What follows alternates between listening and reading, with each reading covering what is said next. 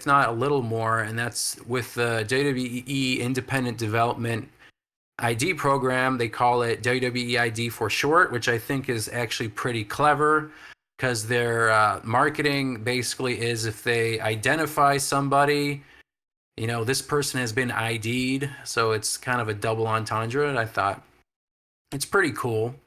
And essentially, it's created to provide a path for independent wrestlers who want to build careers in WWE. So it's not NXT. It's like it's before that. And this is something that I think I'm still not completely clear, like how that works. If you've been ID'd, are they just keeping a close eye on them? I'm not sure. But we'll get into it after I talk a little bit more about what they said. It's essentially structured to support promising independent wrestling talent and training schools by providing access to world-class training, development, and mentorship. The initiative is set to improve the profile of the independent wrestling community and contribute to its growth and sustainability, which that should be interesting how they do that. Through WWE ID, select premier independent wrestling schools across the U.S. will receive the WWE ID designation, helping guide new trainees and current talent with advanced developmental resources. Talent is listed, so there's a number of talent that they listed alphabetically, and they include the dates that they were announced by WWE. There's a lot of male talent that they've already ID'd. People like Aaron Rourke, Ice Williams, Jackson Drake, Marcus Mathers, who's from GCW. Jack Summons is also GCW. I'm trying to think who else here. Zeta Steele's from CZW. And there's a number of schools that have already been put underneath the WWE ID banner. No surprise, a lot of them are affiliated with WWE superstars. So Black and Brave Wrestling, that's a Seth Rollins school. Elite Pro Wrestling Training Center. I don't know if it's associated with anybody, but it's in Concord, New Hampshire, which I think is kind of like Triple H territory. Kowalski, yeah, so it's like Triple H territory, basically. Went there. Who? Ciampa. Oh, yeah. So a little, it's basically Triple H territory because Ciampa's like a young Triple H. Well, Killer Kowalski trained Triple H. Yeah, exactly. DX! And Knox Pro Entertainment and Academy in Van Nuys, California. Yeah. Nightmare Factory, of course, in McDonough, Georgia, owned by Cody Rhodes and isn't it QT Marshall? Isn't he also at Nightmare Factory? That should be interesting. The Doom? Yeah, the Doom and Boom. And Reality of Wrestling, which is Booker T's wrestling school, if I'm not mistaken. Yep. Sponsored by Blue Chew. Strap the rocket to it, man. We should get a Blue Chew sponsorship and have all of the puns. But yeah, so those are the schools that currently have been ID'd. Honestly, because Chicago is such a big wrestling community and city, I expect them to do something with some of the schools in Chicago, in the Chicagoland area. I think we're all kind of hoping maybe Freelance gets into that realm, and I don't know how exactly that works because fire alarm. Damn. Whatchamacallit? I just forgot her name. Kylie Ray. She wrestles for Freelance Wrestling, but I guess Matt Nix presented her with a WWE ID, but Freelance, I'm assuming, is still not part of the actual program itself. So I'm kind of curious what that looks like, because I feel like Freelance Wrestling should be part of that. If they had to pick an independent wrestling school, I mean, Mustafa Ali came through there. I mean, there's a bunch of people who are also in AEW. I feel like it has a crop of talent that could really, um, Bad apple. I think can shine. What's that? The bad apple. The bad apple, yes. But So I mean, well, yeah, the question is how well. There must be some association if Kylie Ray is technically freelance, and then he was able to secure this WWE ID thing to present to her. So there must be some kind of partnership or something. I mean, does he secure it, or do they reach out to them and say, "Hey, we want her to be in this program"? I mean, I don't You know. know. That's the question. So obviously, because I listed out all the people who were ID'd, and I mean these promotions. I don't think they're all tied to those schools that I mentioned. And I don't think all of them have schools either, right? Like some of them are just indie wrestling promotions. I think Uh, some of the people that get through the program, sometimes they only spend like short stints in schools. Because right. a lot of these programs are 4 months, so I think the people with names on it are just like long mainstays. hmm So, I mean, what do you guys think about WWE launching this independent development program? Like general thoughts, Chris. I guess what do you think this means for the independent scene? Like, how does this shape the independent? It's a loaded question, but I'll just start with a general. I guess. How do you feel about the program? And we could dive into the other parts. I mean, I think it's great because then it just really includes a lot of these like independent circuits in something so big, being the WWE machine. So it just gives, I feel it just gives more incentive for a lot of these guys who are like wrestling for how they say a hot dog and some change or whatever to have some kind of incentive to just do better within their circuit, right? A So hot dog and a handshake. right. So I think it's good, very good. I think so. I'm hoping that like somebody like AEW and then I don't know TNA or something like that will follow suit and have some kind of a funneling program for these independent wrestlers to have an outlet because that just makes the business better because then you have all these people that are going left and right to all these different companies and it's like you'll never have short of talent versus probably it might be potentially cheaper for WWE specifically to do something like this versus like spending a bunch of money for like a TV program for like Tough Enough or something like that to find like talent. So it might be potentially cheaper to just do this. You know what I mean?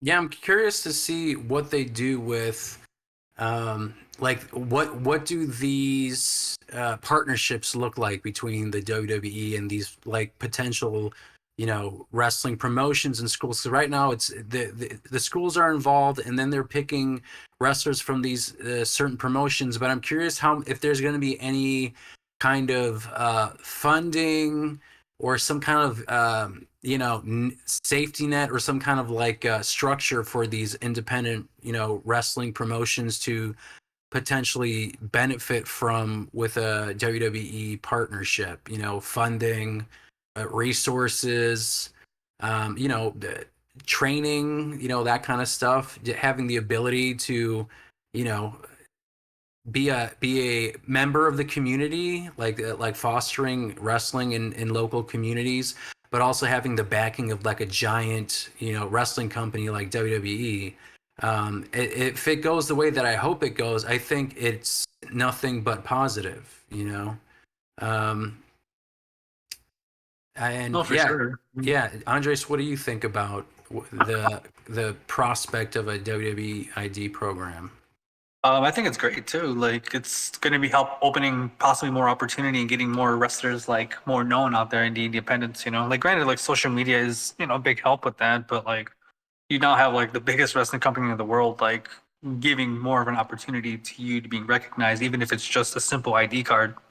Mm-hmm. So yeah, I don't know, but like not knowing too much, like, but I remember when I first heard about it, I'm like, that's awesome. Because if I was an independent wrestler and that was a thing now, I'd be like, holy crap, like, that's a great opportunity if I can get on that program too. Yeah. So I David, think it's awesome. yeah. David, what do you think about this program? I think it's cool. I think it's good for everybody. Uh, from even just like the I would say even just like the fans, because it's like people that are just like even guys like us who are freelance regulars, and like we kind of know when when professionals are like ex like super pros are coming in, Mm-hmm. and then it's just like now it's gonna be nice to know that you're seeing somebody with like with this isn't their ceiling. Not that it's almost guaranteed Right. that it's not their ceiling. So Yeah. it helps you like look forward to things. It makes you want to check out local stuff more to see Right. who else might come through the door. Even like Cappuccino Jones, who's on there. I seen him in a parking lot last summer. So it's like it's crazy because it's like now he's gonna be a prospect in the WWE. He's since then I seen him on Ring of Honor. So it's just like it makes that point at TV. That's him moment. Yeah. I'll I mean, I'll add this. yeah. I'll add this. It's kind of like reverse trickle down economics, where you're taking from the roots, like somebody like a Kylie Ray, and just taking some of her fan base from this like kind of local independent scene, which is very kind of like punk rock, kind of like DIY thing, and you potentially are taking this group of people and then moving them up to that mainstream, just to kind of have them follow this person so they can be like, oh, I remember her when she was in freelance or whatever. So I think it's nothing but good, because that's just gonna happen across the country. It's like a weird like territories thing, but it's not like a territories thing, you know what I mean? Where you're just like you're kind of going into these different pockets of the different areas in the United States. Well, that's another question. Is it international as well? So is it besides just like the United States? Is it also like Europe and Asia? That's a good question. I feel like this might be scratching that concept that Triple H talked about when it came to NXT, because they wanted to expand NXT and have like an NXT on like every continent. Now they had NXT UK, but I think that's just is done. That closed from the pandemic. Yeah, so that's unfortunate. And I'm curious to see if maybe this is their way of like creating this concept of like a farming system internationally, because WWE ID isn't tied to, at least as I know, like to just the United States. Obviously WWE is World Wrestling Entertainment and they're trying to be global. Most of their their PLEs this year have been around the world, so I don't see them limiting to just, you know, United States independent wrestling companies. Um, that would be interesting to see if and when that happens. I think it will. I'm Um, sure it will. yeah, and I'm curious, like how this is actually going to roll out and what it looks like, because I'm still kind of unclear about the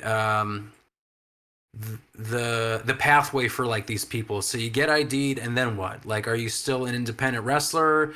Are you now in some kind of like special training program? I don't know what that looks like. It like, do you then go to NXT?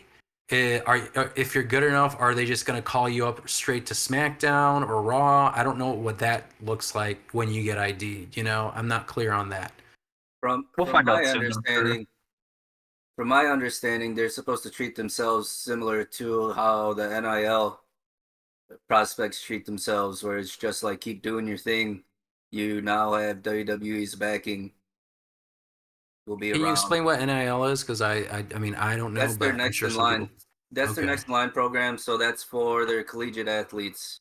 Oh, So right. You're right. a lot of people like for example, Obafemi is somebody who I believe was part of their NIL. I might be wrong, but he was collegiate track and field. So these are And people who are in sports, like in collegiate sports, and this is like that pipeline for WWE. the NIL program, yeah. Uh-huh. Okay. Yeah, that's interesting. I wonder if it's going to eventually just become some kind of like one umbrella, because I know that they, like you mentioned, they have that collegiate program that allows college students who maybe not necessarily get into like a professional, another sport. They have an opportunity in WWE. It's Because with also a scholarship for them, like yeah, education. yeah, I mean scholarships, and then this ID thing. I mean, like in the past, it's not like indie wrestlers have never gone to WWE. That's, I mean, obviously that's not true. I mean, for people like Finn Balor, Sami Zayn, Bryan Danielson, like they all kind of carved their own path. There wasn't like a clear pipeline for them to it. They just got to WWE. In some instances, maybe they got lucky. They just worked really hard. I think this is a very concentrated effort.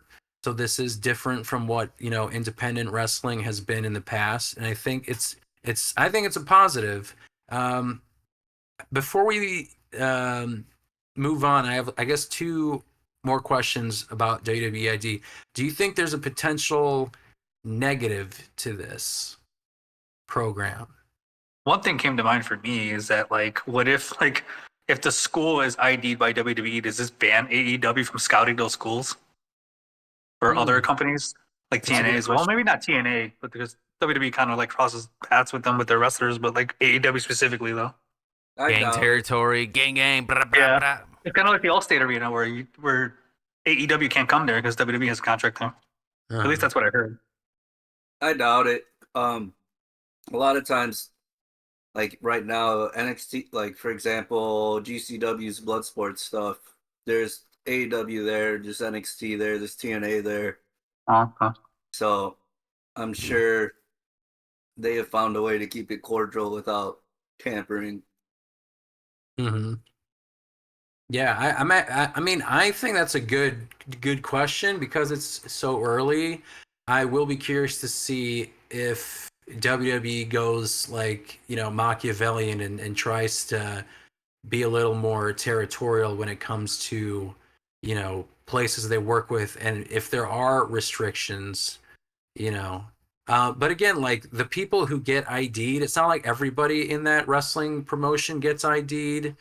I mean, the people who get ID'd want to go to WWE. It's not like they're forcing these wrestlers to do it, or like, oh, I wanted to go to AEW, but I'm being forced to go to WWE. I don't think any of them are put in that position. But I am curious to see like if it will eventually just kind of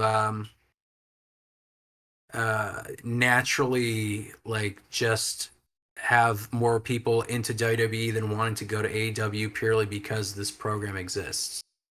I would Like also be yeah. be curious to see, does it change the way that independent wrestlers wrestle specifically? Will there be a prerequisite and an incentive to hit specific bullet points to be a WWE superstar? You know what I mean? Like, I Well, wonder if that's a possibility. So, They I have to do can't, the WWE style. no backyard mud wrestling. You need to do this. I wonder if a lot of that stuff will die down because, like, oh, I got this opportunity now. It's not just like this, pipe dream or whatever. But Mhm. I'm sure because Zilla Fatu can't wrestle GCW anymore, and he used to love throwing himself through doors. Mhm. no And more and I feel fluorescent like, light tubes. yeah, I feel like it's going to be a natural maybe incentive for, like, it'll be an unspoken incentive for people, like if you get ID'd in like these promotions like GCW, other wrestlers in that promotion will see that they got ID'd, so maybe they'll want to try and change their style to match WWE's style because they're like, well, this person got ID'd, I'd like to get ID'd as well. I feel like maybe that is a potential. I think if Is it a anything, negative? I don't know. a lot of guys will just be, and girls will probably be better at doing business when they have to on the indie side. Because Right. it's like, hey, you can walk in this up, like, you walk in there and you find out you're gonna lose to an ID. It's like, oh, just look good and make them look better. I mean, essentially, that's what a wrestler's supposed to do, right? Mm-hmm. So, hopefully, hopefully, it cleans up stuff like that. Right. Yeah. Now, do you feel like, I mean, I guess we've seen like certain iterations or versions of it, like concepts like they had OVW and FCW as it was like a WWE type thing. Obviously they have NXT. Do you feel like do you expect this to be permanent? Like, do you feel like this is gonna really kickstart something, or do you feel like it's gonna be like a tough enough or you know something like that where it's a concept that is kind of good for a couple of years, they realize maybe it doesn't work and then they can it. Do you see that as a possibility? I think it'll do just fine. I think eventually the way it'll pan itself out is it's just their way of finding people who found their own way. Because if their main focus is collegiate athletes and people who have the potential to wrestle but aren't quite wrestling versus people that are being taught the wrong way, I think this should teach people that might not make it as a collegiate athlete, whether D1, 2, 3, JUNCO, like whatever. It shows them that they're, hit the gym, keep your head straight, and then show up to the right schools and do the right things, and you might just get there. Yeah. Any other thoughts? I mean, I think it's just nothing but positive, to be honest. I mean, there's just like just this lingering thing now. It's like there's this opportunity in the air at all times that I could potentially be ID'd by WWE at this point, where I can have this opportunity for myself to be a wrestler on TV or whatever. So, I mean, I would say nothing but positives. The questions I think would be like, what are the logistics? I think compared to something like doing like a Tough Enough, like how much money is being spent doing this? Are they paying them some level of a salary just because they are ID? Because I remember we were talking about something about uh, Kylie potentially having some amount of money or something for being ID'd or something like that. Any of them, yeah. So I mean those are the questions, but I think as it stands, it seems like, I mean, I can't see any real negatives, at least in the current way of thinking about it. Yeah, I feel Yeah. like I'm curious if like if this program is like at least the way that I'm foreseeing it is essentially like they're going to continue working the independents because it's independent development. So there'll just be certain wrestlers who will just have access to like training and money, maybe infrastructure for like social media and that kind of stuff on one hand, and with WWE ID. I think another interesting thing to think about is now that WWE is lowering the amount of house shows that they do every year, like it's been considerably lowered. If this is potentially like a way for them to like have quote unquote house shows, but it's just like in those local wrestling promotions that they're kind of, hovering around. I think that's interesting because I think they actually have like a WWE sanctioned like independent indie wrestling like show. I forgot where it was, but I think it's in December actually. Um, so I wonder if we're going to see more of that instead of like That's house actually really shows. interesting. Yeah. That's an interesting take actually, because like I went to a wrestling show for a friend's party and like was Sky Blue was there. She just showed up and what's his name showed up. Oh my god, I keep forgetting his name every time we Will do the pod. I Ospreay? always forget his name. It was Will Yep. Ospreay, wasn't it? Yeah, Osprey showed up, and it was a real Oh small yeah. venue. Like it was like Oh a small yeah. gym. So it was like maybe WWE could be hosting little small things there with the Independence and ID. That'd be kind of cool. Was that the place in Franklin Park or? Yeah. Yeah, that's crazy. It only housed like maybe like I don't know, maybe like 60 people. It was like 10 minutes from my house. Osprey in Yeah. a gymnasium. Yeah, no, it was shocking. It was cool though. Like seeing that like holy crap, like what the hell? What's he doing here? Like but it was cool. Yeah. Yeah. See, that's the kind of stuff I think is more exciting because it's like very intimate stuff. Hmm. Obviously much. I'm curious if prices will go up in terms of like indie companies and pricing their tickets. I think it's fine for it to go up because I think they should earn more money. And you will never get a bad seat in the house because it is still technically that same venue, unless they all start bumping up to like more expensive venues. But yeah, it'll be interesting to see like what the economy of indie wrestling will look like with the injection of WWE money and resources into these schools and the presence of them in their promos. That'll be interesting to see.